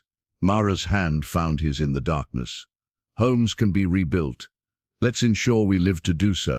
Flames consumed the cabin, casting an orange glow that transformed the night into an eerie twilight. From their position in the dense forest, Elias and Mara watched as the naval forces regrouped, their discipline returning now that the immediate confusion had passed. "They'll split into search parties," Elias predicted, observing the officers issuing orders. "Morgan knows these tactics. He won't be fooled for long." Mara pointed to movement along the shore. "They're sending a boat back to the ship. Reinforcements, most likely." Elias assessed their situation with the cool calculation of a veteran strategist. "We need to move deeper into the forest, use the stream to mask our trail." They set off, keeping to the shadows, placing each step with care to avoid leaving obvious tracks. The stream provided both cover for their movements and relief for their thirst as they pushed inland. Behind them, shouts and occasional musket fire indicated the search was intensifying. Near dawn, they paused in a small clearing to rest briefly. Mara retrieved the medallion from a pouch concealed beneath her clothing. "This is what they truly want," she said, studying the ancient artifact. The Spanish believe these medallions form a map. When combined, each shows a different part of the route to the temple. And Sullivan's medallion, a counterfeit, most likely, or perhaps genuine but unrelated to my father's discovery. She traced the intricate engravings with her finger. "My father only found 3 of the original 5. The Spanish crown has been searching for the remaining pieces since the shipwreck. Yet you kept this hidden all this time." "I promised my father as he was dying. He believed the temple should remain undisturbed." Her voice softened with memory. He'd seen how European greed transformed the New World. He didn't want to be responsible for more destruction. The snap of a twig interrupted their conversation. Elias motioned for silence, drawing his cutlass as he moved toward the sound. A moment later he relaxed slightly. "Just a deer," he whispered, returning to their position. But the momentary distraction had cost them. From behind Mara came the distinctive click of a pistol being cocked. "Don't move," Morgan's voice commanded. He stepped from behind a large tree, weapon trained on Mara's back. "A touching story about your father's principles, Miss Valente. Shame he's not here to see how it ends." Elias froze, calculating the distance between them. Too far to reach Morgan before he could fire. "The medallion," Morgan demanded. "Place it on the ground and step away." Mara's eyes met Elias's, a silent communication passing between them. She slowly bent to place the medallion on the forest floor. "Sullivan told us everything before we left him at the cabin," Morgan continued, his attention momentarily on the artifact. "Quite valuable, these medallions. The Spanish governor has offered a substantial reward." "I'm surprised you didn't keep that information for yourself," Elias remarked, slowly shifting his position. "Never known you to share potential profits." Morgan smiled coldly. "Some partnerships are temporarily necessary. The Navy wants you. The Spanish want the medallion. I merely facilitate these mutual interests while advancing my own, which are seeing you hang, for starters." Morgan's expression hardened. "You cost me a ship, a crew, and my reputation. You did that yourself when you led them into a trap I warned you about." Elias countered. Morgan's face contorted with rage. "You were a coward, afraid to seize the opportunity that would have made us legends. I was cautious. There's a difference, a distinction that matters little now." Morgan gestured with his pistol. "Step away from the woman." Elias complied, mind racing through potential strategies. Morgan kept his distance, too experienced to come within striking range. The pistol remained steadily aimed, now shifting between them. "The naval captain will be disappointed to have missed your capture," Morgan remarked, "but I'll console him with your corpse. After I've dealt with the woman. She's innocent in this." Elias protested. Morgan laughed harshly. "Hardly. The Spanish have quite a file on Doña Valente and her father's explorations. They're most eager to discuss certain missing artifacts with her." While Morgan spoke, Mara had slowly shifted her weight, hand moving imperceptibly toward her boot, where Elias knew she kept a small knife. "You won't leave these woods alive if you harm her," Elias warned, deliberately drawing Morgan's attention. Bold words from a man about to die. Morgan raised his pistol, aiming directly at Elias's heart. "Any last declarations, Captain?" The moment Morgan's focus fixed on Elias, Mara struck.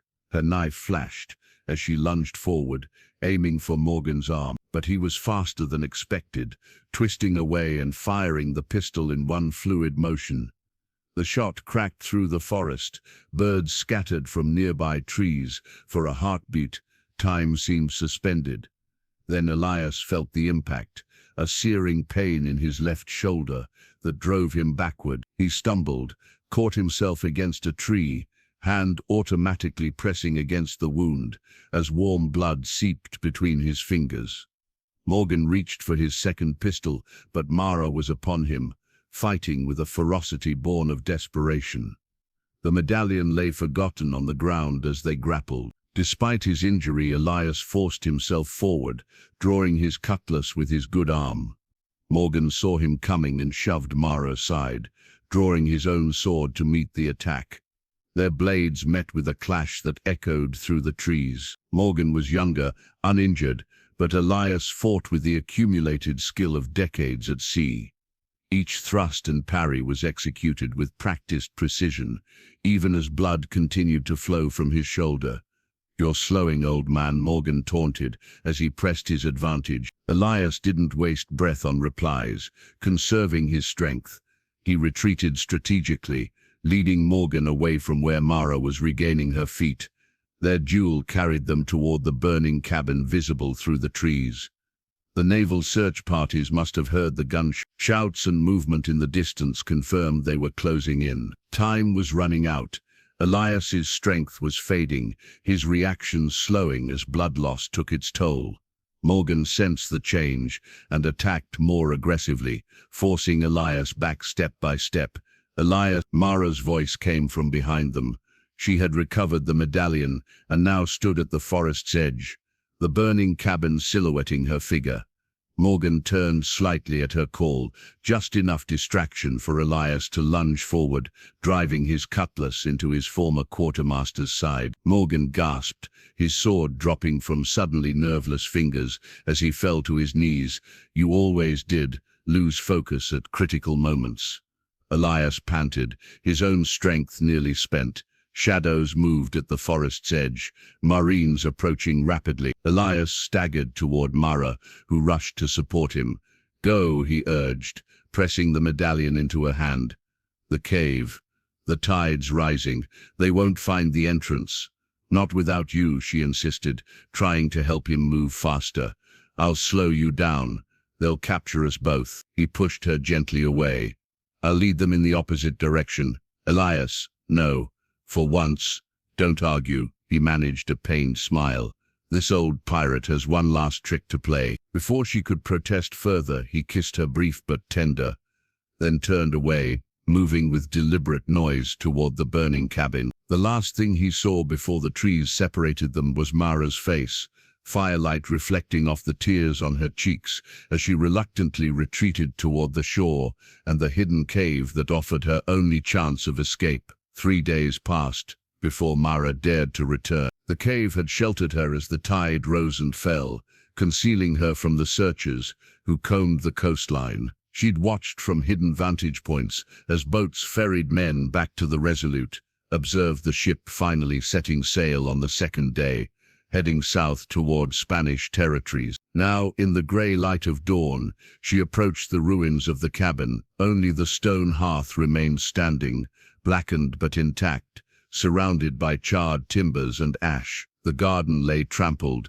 the fence destroyed. Even the trees nearby bore scorch marks from the fire's intensity. She moved carefully through the wreckage, searching for any signs of what had transpired after their separation. Boot prints in the mud told the story of many men converging, then departing. A torn piece of naval uniform caught on a bush, blood stains, now darkened to rust brown, on several rocks near where the doorway had stood. But of Elias himself, she found no trace. "Looking for something, Miss Valente?" She whirled, knife instantly in hand, to find Sullivan leaning against a tree at the clearing's edge. His side was still bandaged, his eyes pale, but his eyes alert. "They left you behind," she observed, maintaining her defensive stance. "Hardly. I merely persuaded the good captain that my services were still required here." Sullivan limped forward. "Insurance against your return. Where is Elias?" "Captain Blackwood, taken aboard the Resolute, along with Morgan Thorne. Both wounded, though Morgan more severely." Sullivan gestured to the bloodstains she'd been examining. "Your pirate put up quite a fight, took 3 Marines to subdue him." Relief washed through her, quickly tempered by new fear. "They're taking him to trial. Eventually, first to a Spanish port where the governor is most eager to speak with him. And you," Sullivan's eyes narrowed. "Where is the medallion, Doña Valentina?" Mara said nothing, her grip tightening on her knife. "The Spanish believe you have more than just the medallion," Sullivan continued. "Charts, journals detailing the location of the temple. Your father's work was quite thorough by all accounts. My father understood some treasures should remain undisturbed." Sullivan laughed. "Noble sentiments from a man who spent his life extracting riches from the New World. You know nothing about him." Mara's voice held dangerous calm. "Or what changed his perspectives in his final year. Perhaps not. But I know men, and gold tends to override principles when the amount is sufficient." Sullivan extended his hand. "Give me the medallion and your father's papers. I can arrange safe passage for you, and possibly even help for your pirate. You expect me to trust you after your betrayal? I expect you to be practical. Captain Blackwood faces the gallows. With my connections, that sentence might be reconsidered." Mara studied him, weighing his words against the desperation in his eye. "You don't have the authority to make such promises. The governor values the recovery of these artifacts more than one pirate's execution. A trade could be arranged." For a moment, Mara allowed herself to consider the possibility. Elias alive, perhaps imprisoned but not hanging from a gibbet. The cost would be betraying her father's final wish, unleashing new waves of colonial plunder on lands already ravaged by European greed. "No," she decided firmly, "I won't trade one treasure for another." Sullivan's expression hardened. "Then you condemn him to death." "If Elias is truly captured, he knew the risks." Her voice remained steady despite the pain squeezing her heart. "As do I." Something shifted in Sullivan's gaze. A new calculation. "You've hidden the medallion and papers nearby, haven't you? Too valuable to carry, too important to leave far from your protection." Mara kept her expression neutral, but Sullivan read the confirmation in her stillness. "The cave," he concluded, satisfaction spreading across his features. "That's why the search parties never found you. There must be a hidden entrance, accessible only at certain tides." He was too close to the truth. Mara tensed, preparing to either fight or flee. "I could simply wait," Sullivan continued. "When the Resolute doesn't receive my signal, they'll return, with more men, more thorough methods." He gestured to the ruins around them. "Nothing left to burn now, but they could excavate every inch of this coastline." "Or you could leave," Mara suggested, her knife catching the morning light. "While you still can." Sullivan smiled thinly. "You won't kill me. You're your father's daughter, too principled for cold-blooded murder. You mistake principle for weakness." Mara stepped closer. "I've survived 3 years alone on this coast. I've done what was necessary." The conviction in her voice gave Sullivan pause. He reassessed the woman before him, no longer seeing the shipwrecked noble's daughter, but a survivor hardened by years of isolation and struggle. "Perhaps we can reach another arrangement," he offered, retreating a step, "one that serves both our interests." Before Mara could respond, a sound from the forest edge drew their attention, voices approaching, speaking Spanish. Sullivan's reinforcements had arrived sooner than expected. "Too late for negotiations," Sullivan observed with renewed confidence. "The choice is simpler now.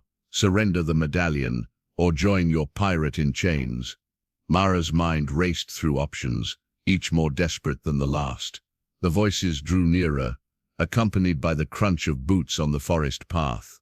"I need proof Elias is alive," she said suddenly. "Before I consider any arrangement, you're hardly in a position to make demands.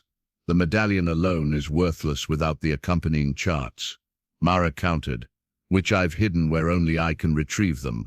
Harm me, and they're lost forever." Sullivan considered this, his greed battling with pragmatism. "What proof would satisfy you?"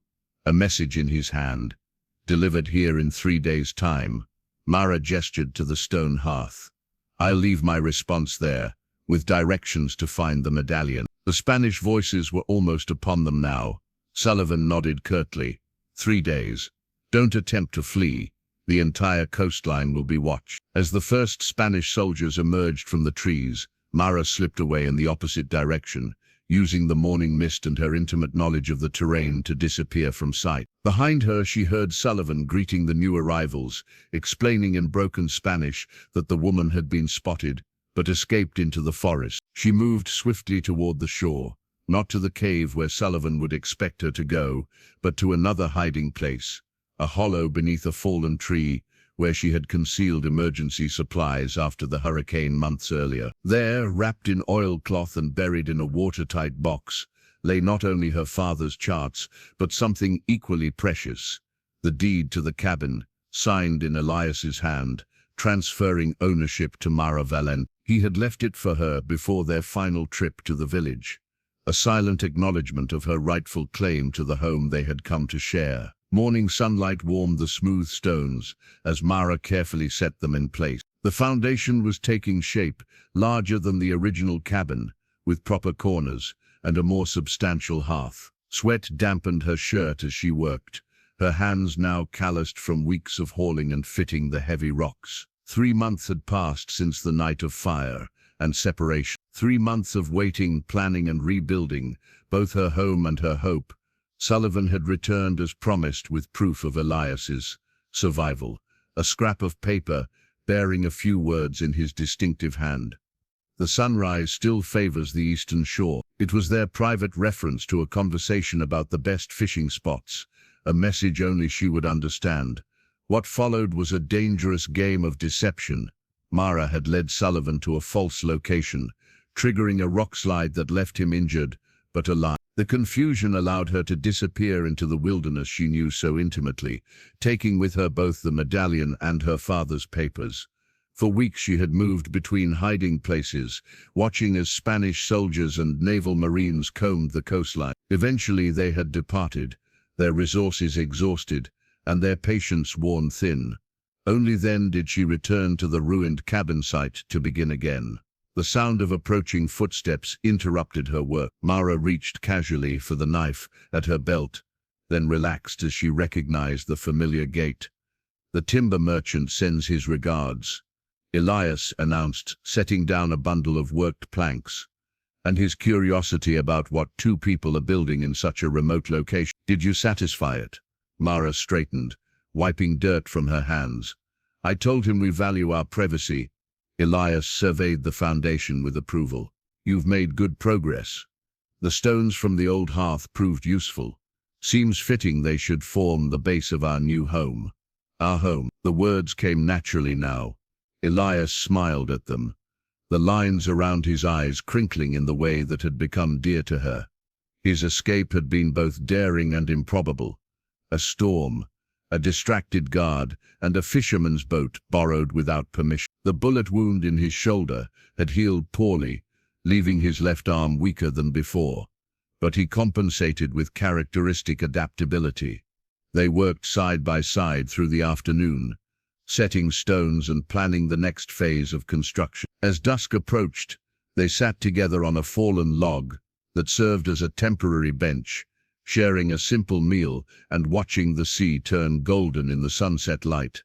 Rodrigo from the village asked again about joining us. Elias mentioned his fishing skills would be valuable, and his wife's weaving, Mara added. "But can they be trusted? He sheltered me when the Spanish were searching the coast, risked his family to do so." Elias passed her a cup of water. Some people recognize the value of fresh beginning. They had discussed this vision many times over recent weeks, not just rebuilding a cabin, but creating a small settlement, a place for those seeking escape from various pasts, where skills could be shared and protection mutually provided. We'll need to establish trading connections, Mara mused. The garden alone won't sustain more than us. Already arranged. The merchant captain I met in Port Royal has no love for Spanish authorities. He's willing to make discreet stops along this coast. The easy competence with which Elias arranged these matters reminded Mara of his years commanding ships and men. Those leadership skills, once directed toward piracy, now served their shared future. "Morgan," she asked, the question that arose periodically between them. No word, either still recovering from his wounds or finally facing justice for his own crimes. Elias shrugged. Either way, his obsession with us will eventually fade. Men like Morgan find new enemies when old ones prove elusive. As darkness settled over the coastline, they moved to the temporary shelter they'd constructed, a lean-to against a standing rock face that offered protection from the elements. Inside, their few possessions were arranged with the efficiency of those accustomed to limited space. Mara lit a small lamp, its warm glow creating a circle of comfort in the gathering night.